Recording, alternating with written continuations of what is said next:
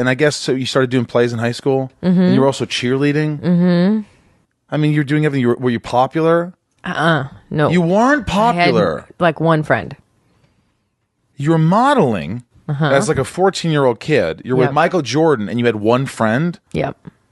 That's you know why? Because they thought you were a bitch because you had those fucking Michael Jordans on. Yeah. She's a pompous little pisser, isn't she? Yeah. What was it? There were multiple things that happened. I had an unfortunate sort of social incident when I was like 8. What happened? Well, you went down that rabbit hole. I know. Well, I mean, I don't know how else to explain why I was so unpopular. Basically, I mean, I peed in my pants in front of the school. Like, that was like, but it's a long story. I wrote a movie about that. There's a long story getting to how that happened and why that happened. And it's a very specific reason how we got there and how that happened.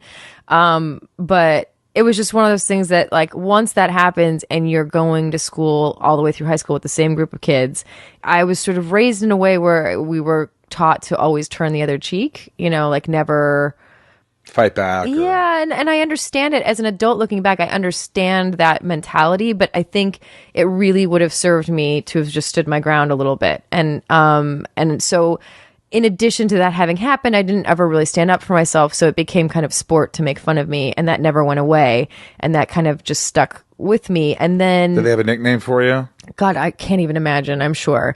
And then I was away a lot because I was doing modeling and acting and all this stuff. So then, and in addition to all of that, I wasn't there. It's so much easier to continue to grow that mythology about someone when they're not around, you know? So, you know, it's funny because I think maybe it was Jesse, somebody was saying around the one really good friend that I had from grade school, Eileen, we were home for holidays or something, and he was like, yeah, sure, of course she didn't have any friends, and like sort of thought I was making it up. And she was like, oh no, I would not wish on anyone what she went through, and she doesn't even know the half of it. Oh my God, Jen. And I'm not saying that like, oh, poor me. I'm just saying, well, you were bullied. Yeah, terribly. And so she really was so sweet to go to bat for me like that and just be like, listen, I heard even more than she heard, and it was bad. So.